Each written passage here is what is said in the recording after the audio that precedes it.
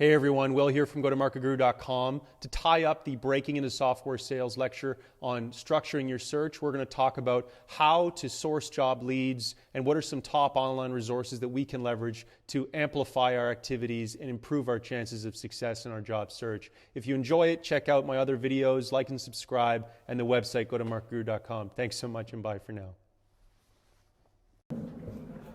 Once you have structured your search by ranking preferences as shown in the previous slides, leveraging industry, sector, stage, company, and position as your various filters, you'll want to track your progress by making lists so that you can maintain accurate records as you build up more and more companies that you're applying to, and do so using the template above.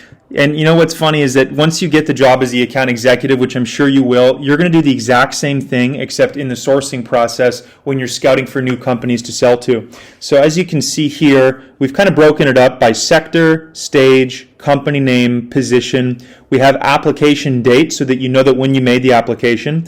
Did you have to submit a resume? Yes. Did you have to submit a cover letter? Mostly yes, but sometimes no. Who's the hiring manager in question? What's connection 1 and connection 2? Well, did you link up with anybody on LinkedIn when you were applying for the position? Did you meet somebody at a career fair? Put that here. It could be a referral, a person, a contact, however you want to put it in. If there's a second connection, you can go ahead and add that. And then what stage in the process are you? Have you merely submitted? Do you have a first interview coming up? What about a second interview? List that here, and then next steps. You know, it could be to be determined, TBD, or you could have a definite date in which you have to prepare for.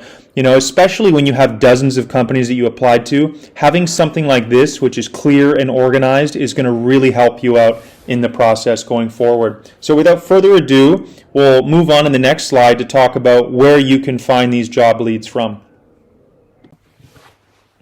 So as far as sourcing job leads, there are a variety of different avenues you can take, and for each one you're going to want to be armed with what we covered in the first lecture: your elevator pitch, your resume, and your cover letter. So let's go ahead and dive into them.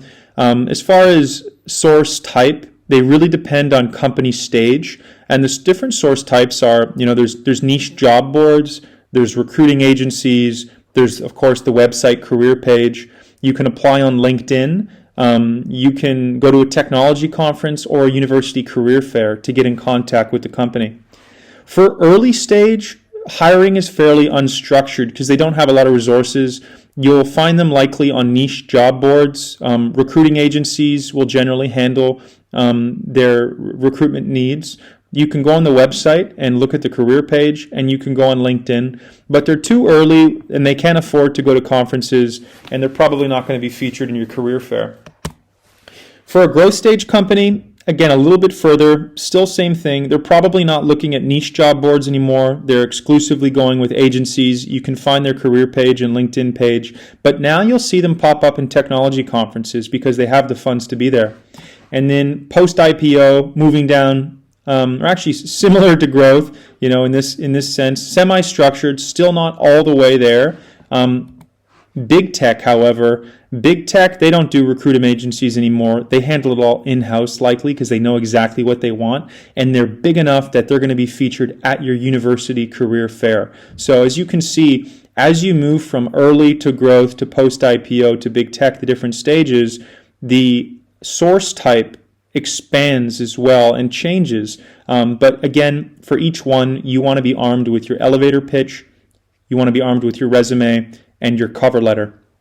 With that, let's go and look at some of the kind of key resources that actually exist so we can put a face on some of these source types. As far as the top resources, these are going to be online resources. You're going to know your university career fair better than I will, so I won't comment on that.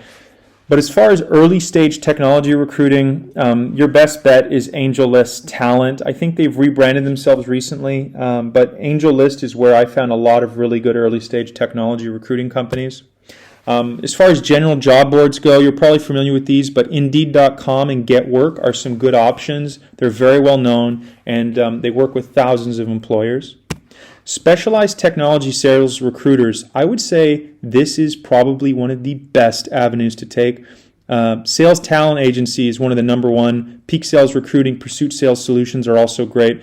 I actually got one of my jobs through sales talent agency. They reached out to me over LinkedIn, and then I went and I interviewed with them. And they basically, recruiters will hold your hand through the process and help educate you on the company and what to expect. So if you take anything from this section of the course, being structured in your view, reflecting internally, but leverage recruiters, and provide them with your resume and your cover letter, and they'll do magic with you. Employer research. So Glassdoor, you've probably already heard of this. Great for looking at companies and seeing what former employees are saying. Sometimes a company will say, oh, their website will look amazing, and you'll read Glassdoor and it'll be like, oh, it's a sweatshop here, and you don't want to work there.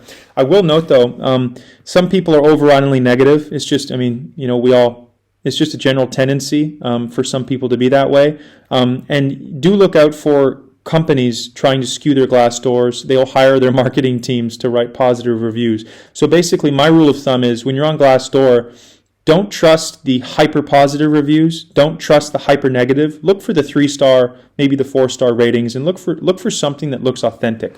And that's probably your best bet. As far as general search, LinkedIn is amazing.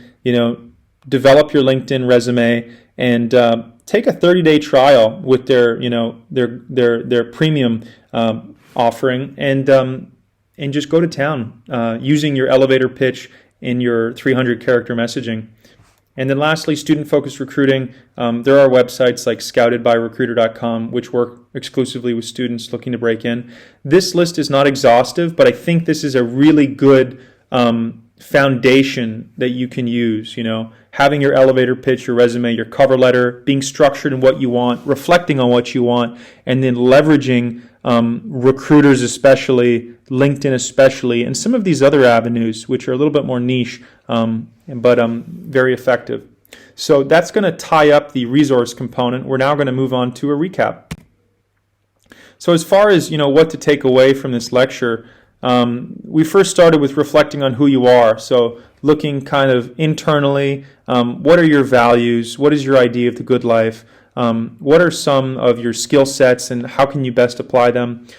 Fit and capabilities. What can you offer? What's your experience? What's your education? What's your mindset? Ranking your preferences, so being very methodical. Industry, sector, stage, company, position, and breaking it down from the top to the bottom. You'll have a really good idea of what you're looking for. Structuring your search, in this respect, using sourcing job leads appropriately depending on the stage of the company you're after, leveraging top online resources, and then finally sending out applications. It's pretty simple process. As far as the big picture, to tie everything up, treat getting a job as a job in itself. That's the best advice I ever heard, was get up early, sit down at 9 o'clock with your coffee, and just from 9 to 12 work, have your lunch, and then from 1 to 5 work as well.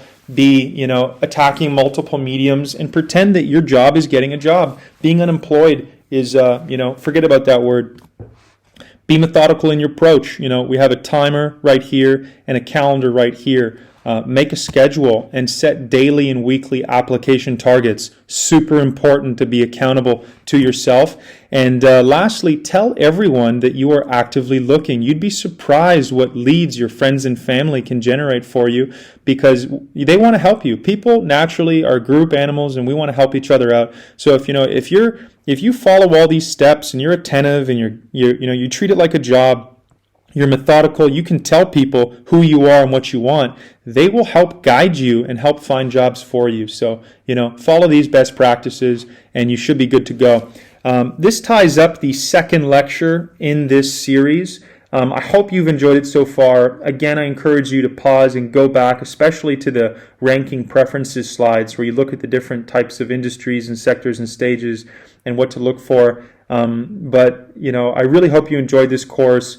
We're going to move on now to the third and final lecture, which is going to go over essentially how to nail the interview and everything to do with the interview. So thank you so much, and I'll see you in the next lecture. Bye for now.